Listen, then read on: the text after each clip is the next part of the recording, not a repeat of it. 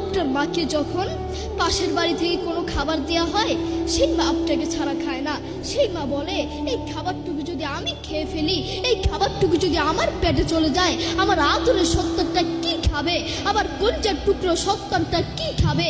আপনার মা সারাদিন আপনাকে নিয়ে ভাবে। দুঃখের সাথে বলতে হয়, সেই মাকেই আপনি আপন মনে করেন না, সেই বাবাকেই আপনি আপন মনে করেন না, আপনি আপনার বন্ধুকে আপন মনে করেন, আপনি আপনার প্রতিবেশীকে আপন মনে করেন, আপনি আপনার শ্বশুর শাশুড়িকে আপন মনে করেন। আপনার যদি একদিন ডায়রিয়া হয়, একদিন রোগ হয়, একদিন বড় কোনো ক্যান্সার হয়, ওই বন্ধু আপনার কাছে আসবে না, ওই প্রতিবেশী আপনার কাছে আসবে না, কিন্তু আপনার কাছে আপনার মা এবং বাবা আসবে। করোনা হওয়ার পরে প্রমাণ করে দিয়েছে কে আপন আর কে পর। করোনা হওয়ার পরে বন্ধু বন্ধুর কাছে যায় নাই, করোনা হওয়ার পরে স্বামী স্ত্রীর কাছে যায় নাই, করোনা হওয়ার পরে একজন প্রতিবেশী আরেকজন প্রতিবেশীর কাছে যায় নাই। কিন্তু এখন ইতিহাস আছে, করোনা হওয়ার পরে বাবা তার ছেলেকে কাঁধে নিয়ে হাসপাতালে গিয়েছে, করোনা হওয়ার পরে ক্যান্সার হওয়ার পরে মা তার ছেলেকে কোলে করে হাসপাতালে নিয়েছে, ঠিক কিনা? এখন ইতিহাস সাক্ষী আছে। আপনার মা আপনার বড় সম্পদ। এই তামাম দুনিয়ায় মায়ের দোয়ার চেয়ে বড় কোনো ওষুধ নেই। এই পুরো দুনিয়ায় মায়ের দোয়ার চেয়ে বড় কোনো ওষুধ নেই। আপনার জ্বর হয়েছে, মায়ের কাছে দোয়া চান। আপনার মাথা ব্যথা করছে, মায়ের কাছে দোয়া চান। পেটে ব্যথা করছে, মায়ের কাছে দোয়া চান। শরীর খারাপ লাগছে, মায়ের কাছে দোয়া চান। বড় রোগ হয়েছে, মায়ের কাছে দোয়া চান। বড় ক্যান্সার হয়েছে, মায়ের কাছে দোয়া চান। কালকে আপনার ফাইনাল পরীক্ষা আছে, আপনার কাছে ভয় লাগছে, মায়ের কাছে দোয়া চান। মনে রাখবেন, বন্দুকের গুলি মিস হতে পারে, কিন্তু মায়ের দোয়া মিস হতে পারে না। মায়ের দোয়া কখনো মিস হতে পারে না। আপনার মা আপনার জন্য দোয়া করলেই সাথে সাথে আল্লাহর কাছে কবুল হয়ে যাবে। আপনার মা যদি আপনার জন্য একবার দোয়া করে, সাথে সাথে আল্লাহর কাছে কবুল হয়ে যাবে। সুবহানাল্লাহ, সুবহানাল্লাহ। ইমাম বুখারী রাহিমাহুল্লাহ একবার ছোট থাকতে তিনি অন্ধ হয়ে গেলেন, ছোটবেলায় তিনি অন্ধ হয়ে গেলেন।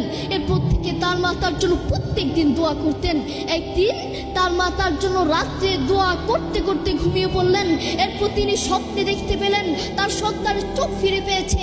এরপর তিনি ঘুম থেকে উঠে সন্তানের কাছে গিয়ে দেখলেন সত্যই তার সন্তানের চোখ ফিরে পেয়েছে। সুবহানাল্লাহ। দেখেছেন মায়ের দোয়ার কত পাওয়ার, মায়ের দোয়ার কত পাওয়ার।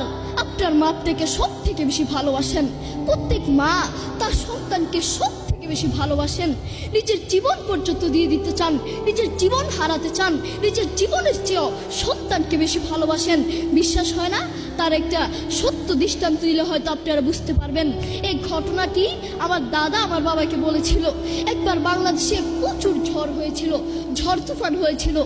ঝড় তুফানের কারণে মানুষের ঘরের টিন পর্যন্ত পানি উঠে গেল। তখন আমার দাদা নিজের জীবন বাঁচানোর জন্য একটি গাছের উপর উঠলেন। তখন আমার দাদা দেখতে পেলেন একজন মহিলা তার ছোট্ট একটা সন্তান নিয়ে একটি ঘরের টিনের উপর উঠলেন। তিনি তো আর গাছ উঠতে পারেন না, তাই একটি ঘরের টিনের উপর উঠলেন। আমার দাদা দেখতে পেলেন পানি যখন আস্তে আস্তে বাড়তে লাগলো, পানি যখন আস্তে আস্তে আরো বাড়তে লাগলো, তখন ওই মহিলাটি চোখের পানি ছেড়ে দিয়ে তার সন্তানটিকে উপরের দিকে তুলে আল্লাহর কাছে বলছে, হে রব, তুমি আমাকে নিয়ে যাও, কোনো সমস্যা নাই, কোনো টেনশন নাই, কিন্তু আমার এই কলিজার টুকরো সন্তানটাকে বাঁচাও, আমার এই আদরের টুকরো সন্তানটাকে বাঁচাও। আল্লাহু আকবার।